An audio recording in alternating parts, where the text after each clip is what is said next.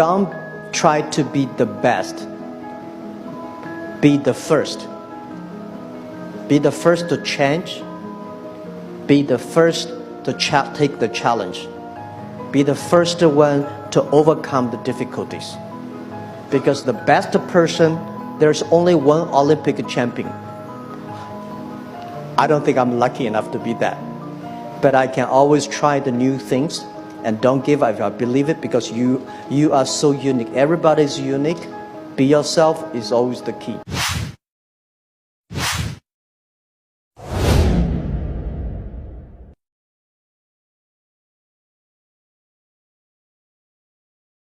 Karena dosa, manusia takut kepada Allah. Tetapi karena Kristus, sekarang manusia tidak perlu takut lagi, tapi beroleh keberanian datang pada Allah. Sebab itu marilah kita dengan penuh keberanian menghampiri tahta kasih karunia. Dosa menyebabkan ketakutan. Tapi di dalam Yesus Kristus, setiap orang memperoleh keberanian untuk berdiri di hadapan Allah. Dosa membuat manusia diusir dari hadapan Allah. Tetapi melalui Kristus, manusia justru dilawat oleh Allah. Tadi kita melihat Allah menaruh kerup, melarang manusia, mencegah manusia kembali ke Taman Eden. Allah mengusir manusia. Tapi melalui Kristus, Allah yang tadinya mengusir manusia, sekarang justru melawat atau mengunjungi manusia. Sebab dia melawat umatnya. Tadinya manusia diusir karena dosa. Tapi di dalam Kristus, manusia dibawa pulang kepada Allah. Supaya dia membawa kita kepada Allah. Karena dosa, manusia terpisah dari Allah. Allah tidak mau bersekutu dengan manusia. Tapi di dalam Kristus, Allah menyertai kita. Karena dosa, manusia menanggung sejumlah penderitaan, kehilangan damai sejahtera, sengsara, dan begitu banyak kesulitan manusia hadapi. Tetapi di dalam Kristus, damai sejahtera yang hilang itu dikembalikan. Itulah sebabnya berita Natal pertama kali adalah berita damai sejahtera. Damai sejahtera di bumi di antara manusia yang berkenan kepadanya. Karena dosa, manusia mati secara rohani. Tapi dalam Kristus, manusia memiliki hidup secara rohani. Aku datang supaya mereka punya hidup. Karena dosa pula, manusia menjadi anak-anak iblis. Tetapi di dalam Kristus, semua orang yang percaya kepadanya bukan lagi menjadi anak iblis, tetapi menjadi anak Allah. Supaya kita diterima menjadi anak.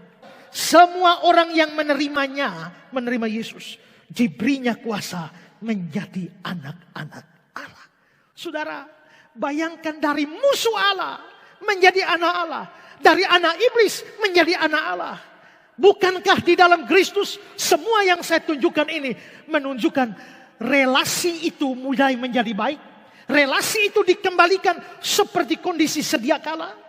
Artinya saudara-saudara, kita boleh berkata bahwa relasi yang rusak karena dosa sekarang diperbaiki melalui Kristus.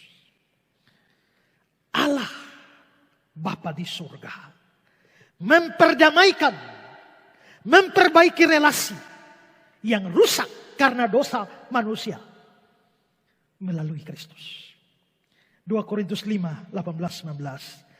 Dan semua ini dari Allah, yang dengan perantaraan Kristus telah mendamaikan kita dengan dirinya. Sebab Allah mendamaikan dunia dengan dirinya oleh Kristus, dengan tidak memperhitungkan pelanggaran kita. Ya, kembalinya harmonis hubungan antara manusia dengan Allah adalah hasil inisiatif Allah. Bukan manusia yang bikin relasi dengan Allah jadi baik. Bukan inisiatif seorang manusia, seorang anak manusia yang membuat Allah mau berdamai dengan dia. Tidak. Jangan berpikir kalau saudara rajin gereja, lalu relasimu dengan Allah jadi baik. Jangan berpikir bahwa dengan rajin beri persembahan, relasimu dengan Allah menjadi lebih baik. Jangan berpikir kalau saudara rajin berdoa, relasimu dengan Allah jadi baik. Jangan berpikir kalau saudara rajin beramal saleh, berbuat baik, relasimu dengan Allah jadi baik. Tidak. Baiknya relasi, harmonisnya relasi manusia dengan Allah, itu inisiatif Allah. Bukan kamu, tapi Allah. Bukan aku, tapi Allah. Tahu dari mana? Karena Kristus yang menjadi jalan pendamaian itu sudah diberikan waktu kita masih berdosa. Bukan saat kita sudah baik, baru Kristus diberikan bagi kita. Bukan. Waktu kita masih berdosa, Allah berinisiatif lebih dulu berikan Kristus kepada kita. Roma 5 ayat 8. Akan tetapi Allah menunjukkan kasih-Nya kepada kita oleh karena Kristus telah mati untuk kita ketika kita masih berdosa. Ayat yang ke-10. Sebab jikalau kita ketika masih seteru diperdamaikan dengan Allah oleh kematian anaknya dan seterusnya. Berarti saudara-saudara, saat kita masih berdosa, saat kita tidak peduli Allah, saat kita benci Allah, saat kita tidak suka kepada Allah, saat kita tidak suka kepada firman-Nya, Dia terlebih dahulu mengambil inisiatif memperdamaikan, mengharmoniskan relasi antara Dia dengan kita. Jadi sebenarnya di dalam Natal Allah mengulurkan tangan pada manusia. Sebelum manusia jatuh dalam dosa, Allah dan manusia berpegangan tangan. Tapi setelah dosa, pegangan tangan itu putus. Tapi di dalam Natal, Allah sodorkan tangan lebih dulu. Untuk berdamai dengan manusia. Bukan kita yang sorong tangan pada Allah. Bukan kita yang ulur tangan pada Allah. Bukan kita yang ulurkan tangan kita ke atas supaya disambut oleh Allah. Tapi Allah yang ulurkan tangan ke bawah kepada manusia berdosa. Allah yang mulai sodorkan tangan supaya relasi itu jadi harmonis. Dalam bukunya Selamat Natal, Dr. Ander Ismail menulis suatu bab dengan judul yang bagus. Allah turun tangan. Dan terkait dengan dunia yang berdosa dan semraut karena dosa. Ander Ismail bilang begini. Lantas, apa yang diperbuat Allah terhadap dunia dan manusia? Ada beberapa kemungkinan. Kemungkinan pertama, Allah lepas tangan. Masa bodoh. Lalu Allah cuci tangan dan berpangku tangan. Kemungkinan kedua, Allah jadi gatal tangan. Artinya, Allah sudah tidak sabar lagi ingin memukul. Allah menjatuhkan tangan, menghukum dunia. Kemungkinan ketiga, Allah angkat tangan. Kewalahan, putus asa. Dunia sudah payah. Nah, kemungkinan mana yang ditempuh Allah? Ternyata satu pun tidak ada yang ditempuh Allah. Allah memilih cara yang keempat. Apa itu? Allah turun tangan. Itulah yang terjadi pada peristiwa Natal. Allah turun tangan. Natal adalah tangan Allah turun ke dunia. Tangan Allah membereskan yang kusut. Natal adalah Allah mengulurkan tangan. Apa motifnya penguluran tangan itu? Yohanes 3 ayat 16 berkata, karena begitu besar kasih Allah akan dunia ini, sehingga Dia mengaruniakan anaknya yang tunggal, supaya setiap orang percaya kepadanya tidak binasa, melainkan beroleh hidup yang kekal. Allah mengulurkan tangan karena cinta. Ya, Natal berarti Allah ulur tangan kepada kita.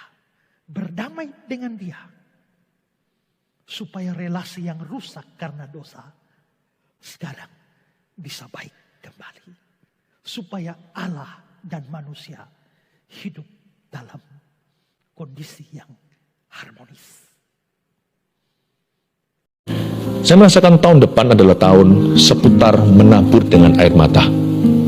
Ya, tahun depan adalah tahun kita harus extraordinary doa. Doanya itu luar biasa. Jangan biasa-biasa jadi orang. Sebab orang yang berdoa nanti akan menuai, yang menabur akan menuai, yang tidak menabur akan menuai. Dan tahun depan ini sangat penting sekali untuk kita menabur doa. Tahun 2023, karena ini tahun peperangan rohani. Sebab akan terjadi banyak pergeseran. Di tahun 2024 saya merasakan seperti ada great shifting.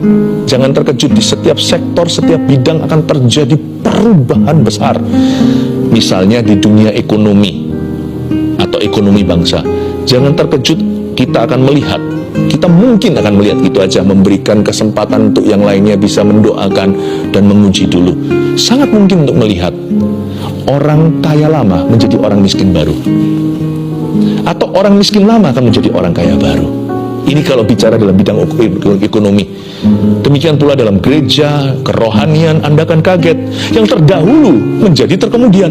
Yang terkemudian, yang di belakang-belakang sana tiba-tiba majunya pesat, dipakai Tuhan luar biasa. Jangan merasa hebat, gak ada juara satu itu dalam kerajaan Tuhan. Yang ada hanyalah orang yang terus maju. Kalau Anda sudah di depan seperti Elia, lari lebih kencang dari Ahab. Ahab itu mentang-mentang naik kereta, tapi Elia dapat makanan dari Tuhan, dari gagak segala. Dia lari lebih cepat. Dan kalau dia lari, dia gak pernah slow down. Dia di belakang, dia lari mendahului hujan. Gak ada orang juara pertama itu, gak ada ranking 1. Yang ada hanyalah orang yang mau terus maju. Jangan kaget 2024, belum lagi nanti pada waktu itu akan ada pemilihan dan sebagainya. Kita harus doa untuk yang terbaik dari Tuhan. Datanglah kerajaanmu, jadilah kehendakmu di bumi seperti di sorga, sebut negaramu di situ seperti yang kau kehendaki. 2025 yang saya dapatkan adalah apapun Indonesia akan mudah terjual, maksudnya apapun Indonesia akan laku di dunia. Jangan kaget nanti ya, kita selama ini kira bahwa rumput tetangga lebih hijau dari rumput kita. You be very surprised bahwa ternyata rumput kita sama hijaunya. Ini kalau untuk Indonesia ya, saya dapatkan nubuatan seperti itu yang saya terus sampai hari ini uji dan doakan. Jadi nanti ya, produk-produk kita nggak akan kalah. Ekspor-ekspor akan diberkati oleh Tuhan. Nanti jangan kaget, salah satu kopi terbaik itu Indonesia. Produk kecantikan nanti yang nggak pernah terdengar, brand tertentu itu dari Indo laku, dari Indonesia. Di mana-mana ekspornya jalan, dipakai Tuhan.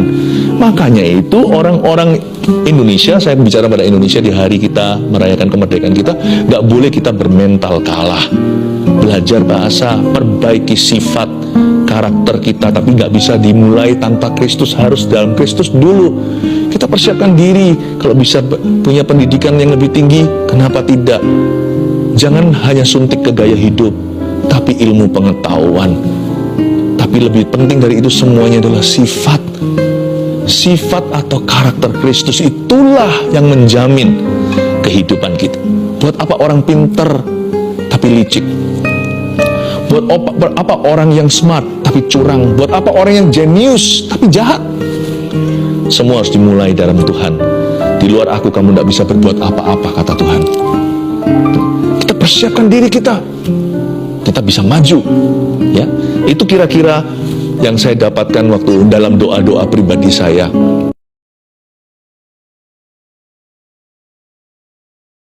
Shines down upon you. May it be when darkness falls, your heart will be true. You walk a lonely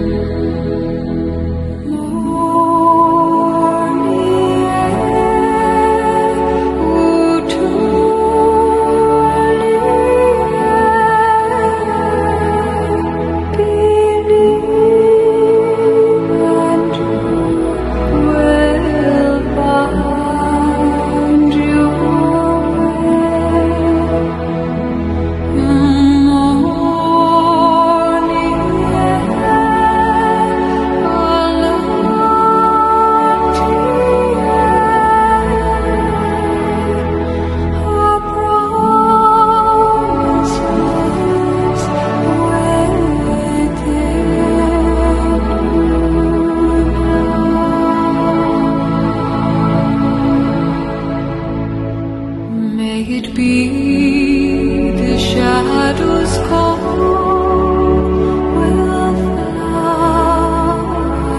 away.